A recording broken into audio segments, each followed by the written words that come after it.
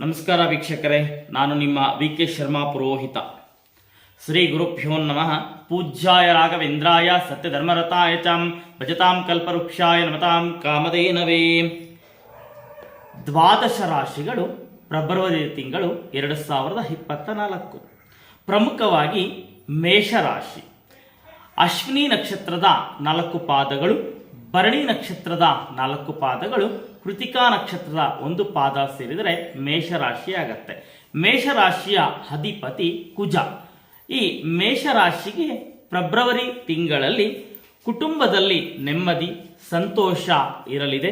ಈ ಮೇಷರಾಶಿಯಲ್ಲಿರುವಂತಹ ವಿದ್ಯಾರ್ಥಿಗಳಿಗೆ ಶುಭಕರವಾಗಿರುತ್ತೆ.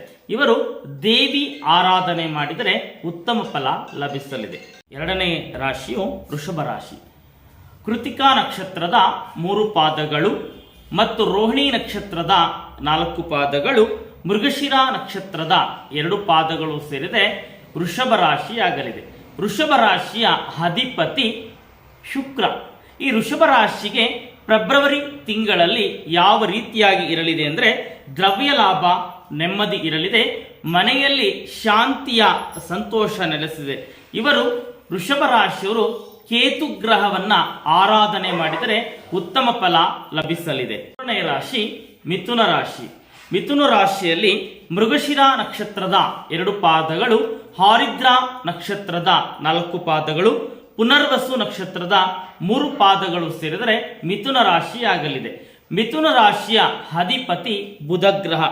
ಈ ಮಿಥುನ ರಾಶಿಯವರಿಗೆ ಧನಲಾಭವಾಗಲಿದೆ ಮತ್ತು ಮೋಸ ಮಾಡುವಂತಹ ವ್ಯಕ್ತಿಗಳಿಂದ ದೂರವಿದ್ದರೆ ತುಂಬಾ ಉತ್ತಮ.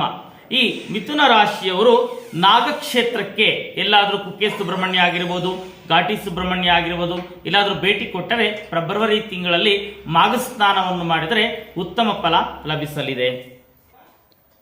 ದ್ವಾದಶ ರಾಶಿಯಲ್ಲಿ 4ನೇದು ಕಟಕ ರಾಶಿ, ಕರ್ಕಾಟಕ ರಾಶಿ ಅಂತ ಕರೀತಾರೆ. ಅದಕ್ಕೆ ಪುನರ್ವಸು ನಕ್ಷತ್ರದ 1 ಪಾದ, ಅದೇ ರೀತಿಯಾಗಿ ಪುಷ್ಯ ನಕ್ಷತ್ರದ 4 ಪಾದಗಳು, ಆಶ್ಲೇಷ ನಕ್ಷತ್ರದ 4 ಪಾದಗಳು ಸೇರಿದರೆ ಕಟಕ ರಾಶಿ ಆಗಲಿದೆ.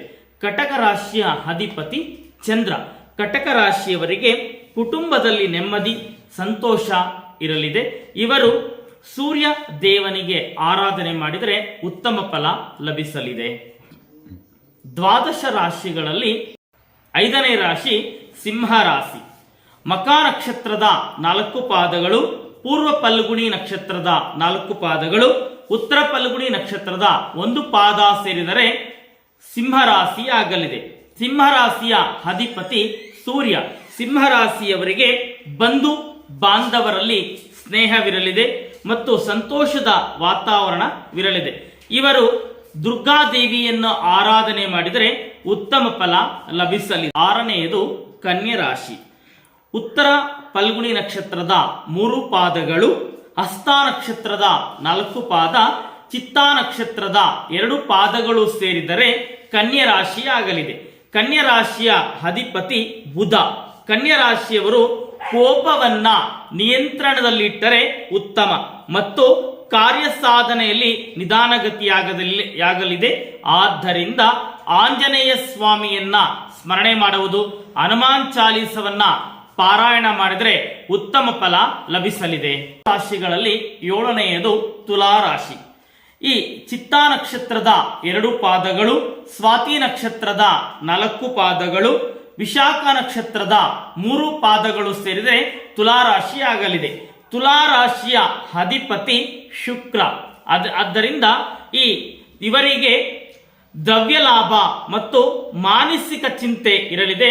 ಆದ್ದರಿಂದ ತುಲಾ ರಾಶಿಯವರು ನವಗ್ರಹ ಶಾಂತಿಯಾಗಲಿ, ನವಗ್ರಹ ಪೂಜೆಯಾಗಲಿ, ತಮ್ಮ ಸಮೀಪದಲ್ಲಿರುವಂತಹ ನವಗ್ರಹಗಳಿಗೆ ಪ್ರದಕ್ಷಿಣೆ ಮಾಡಿದರೆ ಉತ್ತಮ ಫಲ ಲಭಿಸಲಿದೆ. 8ನೇಯದು ವೃಶ್ಚಿಕ ರಾಶಿ.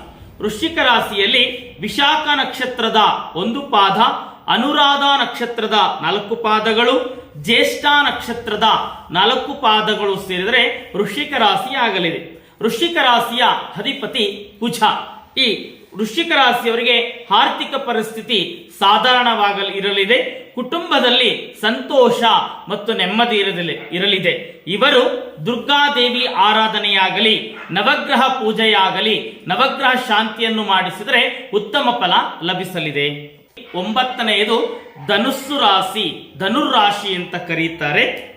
ಈ ಮೂಲಾ ನಕ್ಷತ್ರದ 4 ಪಾದಗಳು, ಪೂರ್ವಾಷಾಢ ನಕ್ಷತ್ರದ 4 ಪಾದಗಳು, ಉತ್ತರಾಷಾಢ ನಕ್ಷತ್ರದ 1 ಪಾದ ಸೇರಿದರೆ ಧನುಸ್ಸು ರಾಶಿ, ಧನುರ್ರಾಶಿಯಾಗಲಿದೆ.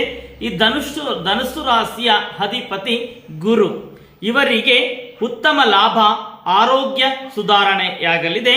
ಈ ಧನುರ್ರಾಶಿಯವರು ಕೇತು ಗ್ರಹವನ್ನ ಆರಾಧನೆ ಮಾಡಿದರೆ ಉತ್ತಮ ಫಲ ಲಭಿಸಲಿದೆ. 12 ರಾಶಿಗಳಲ್ಲಿ 10ನೆಯದು ಮಕರ ರಾಶಿ. ಮಕರ ರಾಶಿ ಎಂದರೆ ಉತ್ತರಾಷಾಢ ನಕ್ಷತ್ರದ 3 ಪಾದಗಳು, ಶ್ರವಣ ನಕ್ಷತ್ರದ 4 ಪಾದಗಳು, ಧನಿಷ್ಠ ನಕ್ಷತ್ರದ 2 ಪಾದಗಳು ಸೇರಿದರೆ ಮಕರ ರಾಶಿ ಆಗಲಿದೆ. ಮಕರ ರಾಶಿಯ ಅಧಿಪತಿ ಶನಿ.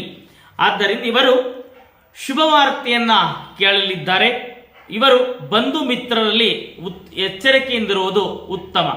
ಈ ಮಕರ ರಾಶಿಯವರು ನರಸಿಂಹಸ್ವಾಮಿಯನ್ನ ಆರಾಧನೆ ಮಾಡಿದರೆ ಉತ್ತಮ ಫಲ ಲಭಿಸಲಿದೆ. 12 ರಾಶಿಗಳಲ್ಲಿ 11ನೆಯದು ಕುಂಭರಾಶಿ. ಈ ಕುಂಭರಾಶಿಯಲ್ಲಿ ಧನಿಷ್ಠ ನಕ್ಷತ್ರದ 2 ಪಾದಗಳು, ಶತಭಿಷ ನಕ್ಷತ್ರದ 4 ಪಾದಗಳು, ಪೂರ್ವಾಭದ್ರ ನಕ್ಷತ್ರದ 3 ಪಾದಗಳು ಸೇರಿದರೆ ಕುಂಭರಾಶಿಯಾಗಲಿದೆ. ಕುಂಭರಾಶಿಯ ಅಧಿಪತಿ ಶನಿ. ಈ ಕುಂಭರಾಶಿಯವರಿಗೆ ಆರೋಗ್ಯದ ಕಡೆ ಗಮನ ಹರಿಸುವುದು ಉತ್ತಮ. ಸುಖ ಭೋಜನ ಉಂಟಾಗುವಲ್ಲಿದೆ ಮತ್ತು ಬಂಧು ಮಿತ್ರರಲ್ಲಿ ಮಾತಾಡುವಾಗ ನೋಡಿ ಮಾತನಾಡುವುದು ಉತ್ತಮ. ಇವರು ರಾಮದೇವರಾಗಲಿ, ರಾಮ ಜಪವನ್ನು ಮಾಡಿದರೆ ಉತ್ತಮ ಫಲ ಲಭಿಸಲಿದೆ. 12 ರಾಶಿಗಳಲ್ಲಿ 12ನೆಯದು ಮೀನರಾಶಿ.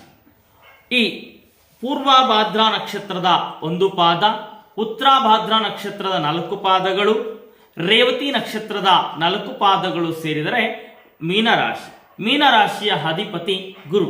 ಮೀನರಾಶಿಯವರಿಗೆ ಶತ್ರು ಭಯ, ಬಂಧು ಮಿತ್ರರಲ್ಲಿ ಸ್ನೇಹ, ನೆಮ್ಮದಿ ಕಂಡುಬರುತ್ತೆ.